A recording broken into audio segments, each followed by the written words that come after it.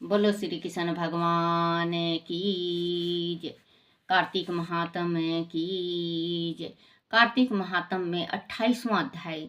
धर्मदत्त ने पूछा, हे देवराज, जब जय और विजय ने अपने पूर्व जन्म में ऐसा कौन सा पुण्य किया जिससे भगवान विष्णु का रूप धारण करके वह उनके द्वारपाल हुए। प्राचीन काल में विंदु की पुत्री देवहूति से कर्मदेव ऋषि द्वारा केवल देखने मात्र से ही 2 सुंदर बालक उत्पन्न हुए। उनमें से बड़ा का नाम जय और छोटे का नाम अजय हुआ।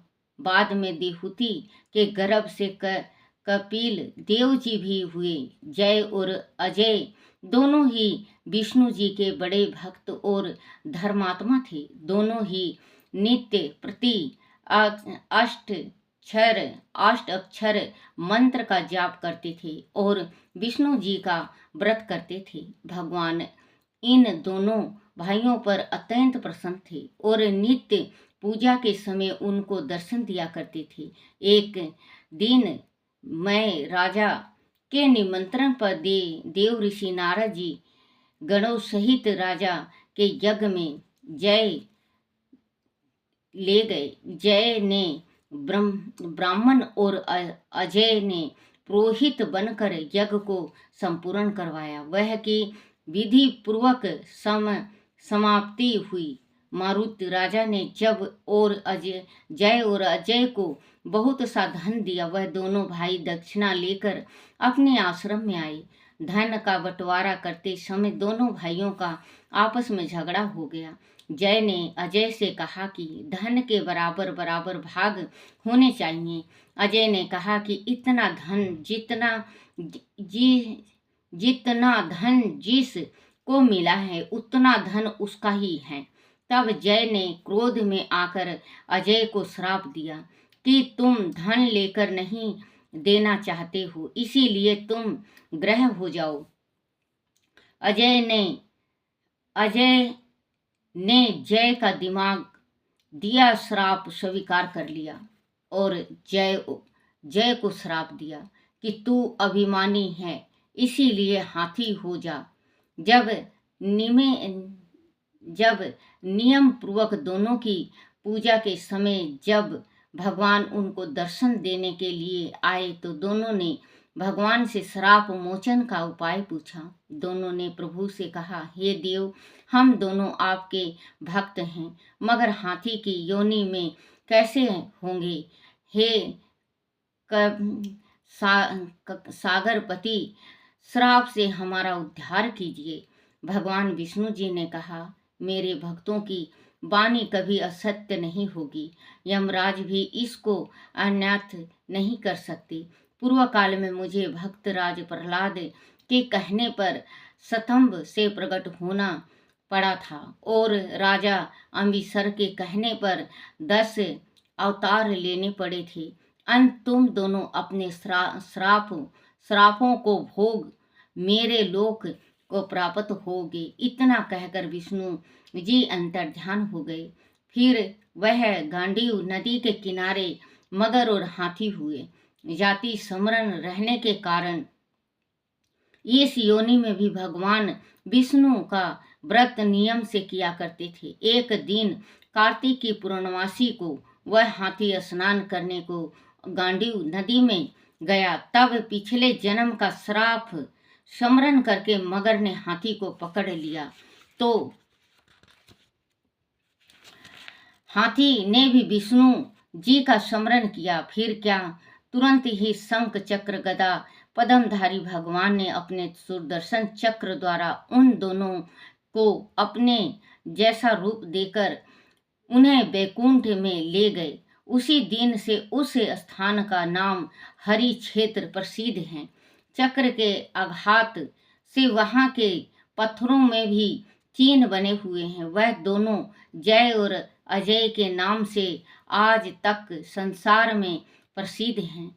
हे प्रिय, आपने विष्णु जी के द्वारपालों के संबंध में जो प्रश्न किया था उसका विस्तृत उत्तर मैंने दे दिया है। इसीलिए हे धीज, तुम भी ईर्ष्या और देश को त्याग कर नित्य भगवान विष्णु का व्रत करो। जगत के प्रत्येक जीव को सम दृष्टि से देखो। तुला, मकर और महेश की संक्रांति में नित्य प्रत्यह स्नान किया करो। तुलसी वन की रक्षा किया करो। एकादशी व्रत किया करो। ब्राह्मण वैश्यों की सेवा के लिए हर समय तैयार रहा करो। व्रत करने वालों को मसूर दाल और बैंगन के साग को कदापि प्रयोग न करना चाहिए। यह धर्मदत्त, ऐसा कहने पर तुम मेरी त्याग कर हम लोगों के समान गति पाओगे। भगवान विष्णु को प्रसन्न करने वाले इस व्रत के समान फल देने वाला तीर्थ, दान और यज्ञ दूसरा कोई और नहीं है। हे विप्रो, तुम धन्य हो, क्योंकि तुमने विष्णु को प्रसन्न करने वाला व्रत किया है, जिसका आधा फल तुमने कलह को दिया है। उसके बाद हम कलह को वैकुंठ में ले जा रहे हैं। तब नारद जी ने कहा, हे राजन, इस प्रकार धर्मदत्त को विष्णु भक्ति का उपदेश देकर कलह को साथ लेकर विष्णु के प्रसाद वैकुंठ को चले गए और धर्मदत्त भी उनके आदेश अनुसार विष्णु के व्रत में तल्लीन हो गए। जब उनका देहांत हुआ तो अपनी स्त्रियों के साथ विष्णु लोक को गया। हे राजन, जो कोई भी प्राचीन काल के इस इतिहास को सुनता है और सुनाता है, वह अंत में विष्णु लोक को प्राप्त होता है। बोलो श्री कृष्ण भगवान की जय। गीता माता की जय। गीता में 17वां अध्याय। अब अर्जुन में दान की बखान कहूँ सुनाए। दान है 3 प्रकार का, सुनिए ध्यान लगाए। सात्विक, राज, तामसिक 3 दान के नाम। तीनों में सात्विक भला, यूं कहते घनश्याम। फल की इच्छा त्याग कर करना चाहिए दान। बेजर ऐसे दान से होता है कल्याण। पात्रन को जो दे दिया फल इच्छा को त्याग, वही दान उत्तम सदा सुन मित्र महाभाग। बोलो श्री कृष्ण भगवान की जय। 17वां अध्याय, श्रद्धा त्रय विभाग योग।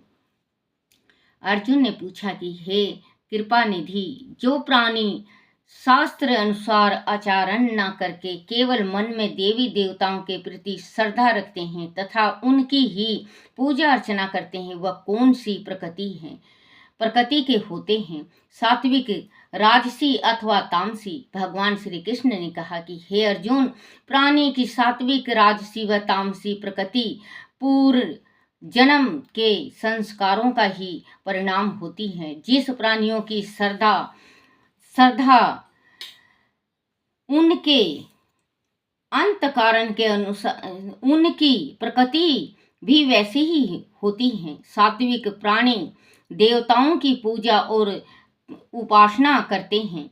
राजसी प्रकृति के प्राणी यक्षों और राक्षसों की पूजा करते हैं। जब तामसी प्रकृति के प्राणी प्रेत को पूजते हैं। वह बात शास्त्रों के विरुद्ध है। हे अर्जुन, श्रद्धा की भांति ही भोजन भी 3 प्रकार का होता है तथा ज्ञान और दान भी 3 प्रकार के होते हैं। अब उनके अलग अलग भेद सुने। सर्वप्रथम मैं तुझे सात्विक भोजन के विषय में बताता हूँ। इसको खाने से आयु बढ़ती है। वह भोजन देवताओं को भी प्रिय होता है। जिसको खाने से शरीर का बल पुरुषार्थ उत्पन्न हो, शरीर निरोगी और मन में प्रेम उपजे, रस युक्त, चिकने घृत युक्त और शरीर में बहुत समय तक रहते हो, ऐसे भोजन सात्विक प्राणियों को ही प्रिय होते हैं। खट्टा मीठा, चटपटा तीखा, मुख से जलन पैदा करने वाला, दुख उपजाने वाला तथा अहितकारी खास पदार्थ राजसी मनुष्य को ही प्रिय लगता है। जो भोजन अध्यापक रहित, वासी, दुर्गंध युक्त तथा अपवित्र हो, ऐसे भोजन तामसी प्रकृति के प्राणियों को प्रिय होता है। हे पात, यज्ञ भी 3 प्रकार के होते हैं। जिस यज्ञ को करने वाले के मन में फल की इच्छा न हो, जो शास्त्रीय विधि के अनुसार किया गया हो, यज्ञ करता अपने मन में ढूढ़ भाव लाए कि वह यज्ञ करने के योग्य है और यज्ञ सावधानी पूर्वक किया गया हो, ऐसा यज्ञ सात्विक यज्ञ कहलाता है। आदि यज्ञ को करने वाला मन में फल की कामना रखता हो, लोग द्वारा प्रशंसा करने का इच्छुक हो, तो ऐसा यज्ञ राजसी यज्ञ की श्रेणी में आता है। जो यज्ञ शास्त्रीय विधि के अनुसार न किया गया हो, मन अपवित्र हो, यज्ञ में वेद मंत्रों का उच्चारण न किया गया हो, यज्ञ की समाप्ति पर साधु संतों को दक्षिणा ना दी गई हो, वह यज्ञकर्ता के मन में श्रद्धा के भाव ना हो, तो ऐसा यज्ञ तामसी यज्ञ कहलाता है। हे अर्जुन, तप भी 3 प्रकार के होते हैं। जो स्वच्छ मन से मुझ में प्रीति करता है, एक तामसी की भांति प्रेम के साथ फल की कामना ना करते हुए मेरा भजन करता है, अपने आप को मुझ अविनाशी ईश्वर को समर्पित कर देता है, वह सात्विक तप कहलाता है। जो भोग विलास एवं मलिन मन के द्वारा अपने आप को प्रतिष्ठा करना चाहता है तथा अपनी मर्यादा स्थापित करना चाहता है, वह घमंडी है। उसका राजसी तप है। राजसी तप कभी स्थायी नहीं रहती। जो अज्ञानी है, जिसमें ज्ञान का लेश मात्र भी नहीं है, जो तप किया किसी का आहित करने के लिए किया जाए, वह तामसी तप कहलाता है। हे अर्जुन, दान भी 3 प्रकार के होते हैं। जो प्राणी मन में यह धारण बनाकर दान करे कि यह दान करना आवश्यक है और मैं इस योग हूँ कि दान कर सकता हूँ, वह उत्तम गृहस्थल ब्राह्मण को दान दे, लेकिन उस दान के फल की इच्छा मन में ना रखे।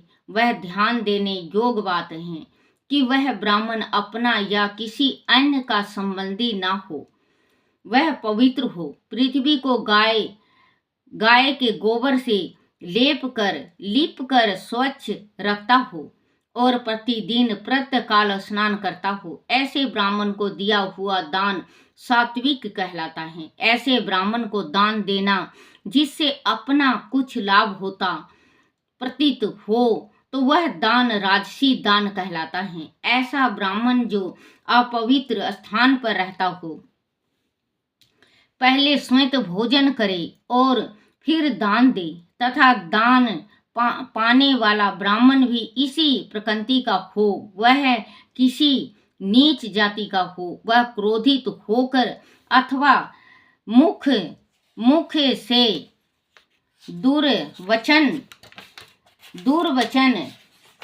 बोलकर दान करे, तो वह तामसी दान कहलाता है। हे अर्जुन, राजगुण द्वारा संसार की उत्पत्ति करने वाला ब्राह्मण सात्विक गुण से संसार का पालन करने वाला, विष्णु और तमो गुण से संसार का संहार करने के लिए शिव को उत्पन्न करने वाला, परम ब्रह्मा ने ही ब्राह्मण भी उत्पन्न किए हैं। उसी के द्वारा वह यज्ञ बनाए गए हैं। वह वेदों के समय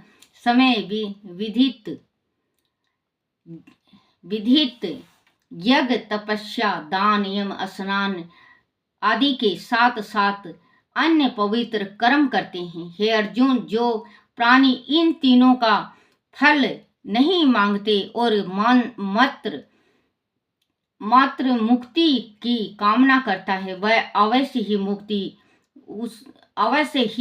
मुक्ति मिलती है। हे अर्जुन, मैं श्रद्धा रहित प्राणी द्वारा किए गए हवन, दिया हुआ दान, तप तथा तपा हुआ तप और अन्य सत्य कर्मों को स्वीकार नहीं करता। जो प्राणी ऐसे ही श्रद्धा भाव लेकर अपने पितरों के लिए दान करता है, उसको वह कभी स्वीकार नहीं करते। अंत प्राणी को चाहिए कि वह सच्चिदानंद घन परमात्मा के नाम का प्रतीक निरंतर चिंतन करता हुआ निष्काम भाव से और शास्त्रीय विधि द्वारा नित्य किए हुए कर्मों को परम श्रद्धा के साथ करे। बोलो श्री कृष्ण भगवान की जय हो। 17वां अध्याय गीता का महात्म। भगवान विष्णु बोले कि हे लक्ष्मी, चंदन नगर में जयचंद्र नाम का राजा राज करता था। वह बहुत न्याय प्रिय, धार्मिक प्रकृति का तथा प्रजापालक था। प्रजा उससे काफी संतुष्ट थी। राजा को समय सबसे अधिक दुख इस बात का था कि उसका पुत्र उसकी मद बुद्धि था। वह सोचकर वह काफी चिंतित रहता था कि उसके बाद इस राज का युवराज कैसे उनके शासन को आगे चलाएगा। एक दिन युवराज पास के ही दूसरे नगर में जा पहुंचा और वहां के राजा सुदासु के पुत्र उसने शर्त लगा ली कि अपने हाथी पर सवार होकर दौड़ लगाई जाए। जो इस दौड़ में जीतेगा वह उसके राज का उत्तराधिकारी होगा। राजा सुदांशु के पुत्र ने कुछ सोचकर शर्त स्वीकार कर ली। दोनों अपने अपने हाथियों पर सवार हुए और दौड़ते हुए दौड़ शुरू हो गई। योग वंश राजा जयचंद्र का बेटा दौड़ते हुए हाथी में से अपने आप को संभाल नहीं पाया और नीचे गिर पड़ा। उसका सिर एक बड़े पत्थर से टकराया और वह लंबी लंबी श्वासें लेने लगा। अंतिम श्वास लेते वक्त उसने हाथी का स्मरण किया, जिससे उसे अगली योनि हाथी की मिली। राजा जयचंद्र हाथी का बेटा हाथी के रूप में उधमपुर के राजा उदय सिंह के वहां रहा। एक दिन दूसरे नगर का राजा दशरथ सिंह अपने मित्र राजा उदय सिंह के पास आया। दशरथ सिंह को वह हाथी बहुत पसंद आया। राजा जयचंद्र को जब वह पता लगा कि उसके मित्र को मेरा वह हाथी पसंद है, तो उसने वह हाथी अपने मित्र दशरथ सिंह को उपहार स्वरूप दे दिया। दशरथ सिंह उस उपहार को पाकर बहुत खुश हुआ। दशरथ सिंह ने अपने राज में आकर हाथी को गजसाल में भेज दिया। हाथी ने वहां आकर खाना पीना सब त्याग दिया। एक महावत ने आकर राजा से कहा कि महाराज, जब से गजराज में नया हाथी आया है, उसमें खाना पीना सब छोड़ दिया है। दशरथ सिंह हाथी को देखने गजसाल में गया। राजा ने देखा कि हाथी भूख और प्यास के कारण काफी दुबला हो गया है। राजा ने महावत को आदेश दिया कि वह योग गज चिकित्सा को लेकर आए।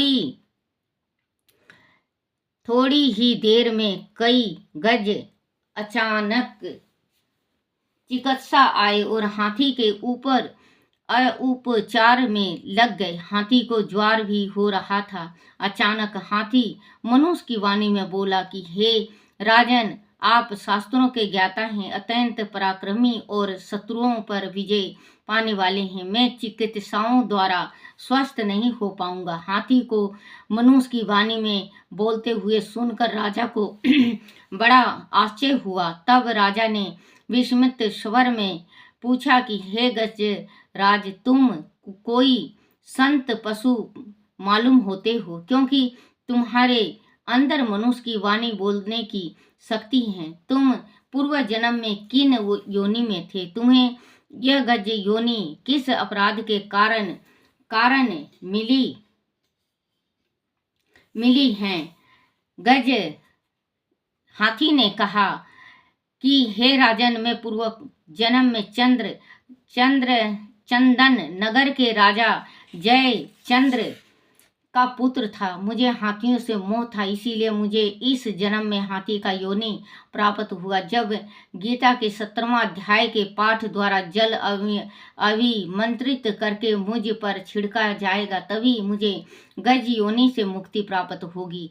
राजा ने तुरंत ही ज्ञानी गीता पाठी ब्राह्मणों को बुलाकर ब्राह्मणों ने गजराज में आकर हाथी के समक्ष जल से भरा एक पात्र रखा। उस जल को गीता के 17वां अध्याय से आमंत्रित करके जब हाथी पर छिड़का तो वह हाथी की योनि से मुक्त होकर दिक रूपी हो गया। हाथी की योनि से मुक्त होकर उसने राजा से कहा कि हे राजन, तुम्हारी कृपा के द्वारा ही मैं दिव्य स्वरूप पाकर परम पद को प्राप्त हुआ हूँ। मैं तुम्हारा कोटि कोटि धन्यवाद करता हूँ। वह कहकर वह स्वर्ग लोक की ओर चला गया। भगवान विष्णु ने कहा कि हे लक्ष्मी, जो प्राणी गीता के 17वां अध्याय का पाठ भूल वंश भी कर लेता है तो वह मुक्त हो जाता है, उसको मुक्ति मिल जाती है। बोलो श्री कृष्ण भगवान की जय। श्री कृष्ण गोविंद हरे मुरारी, हे नाथ नारायण वासुदेवाय। बोलो श्री कृष्ण भगवान की जय। आरती श्री तुलसी जी की। तुलसी महरानी नमो नमो, घर की पटरानी नमो नमो। तुलसी महरानी नमो नमो, हर की पटरानी नमो नमो।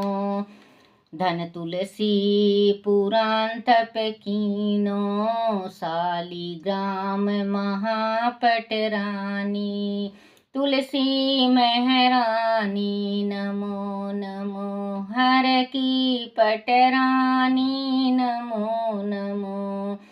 जाके पात्र मझीरी कोमल, जाके पात्र मझीरी कोमल। श्रीपति कमल चरण लिपटानी, तुलसी महरानी नमो नमो, हर की पटरानी नमो नमो।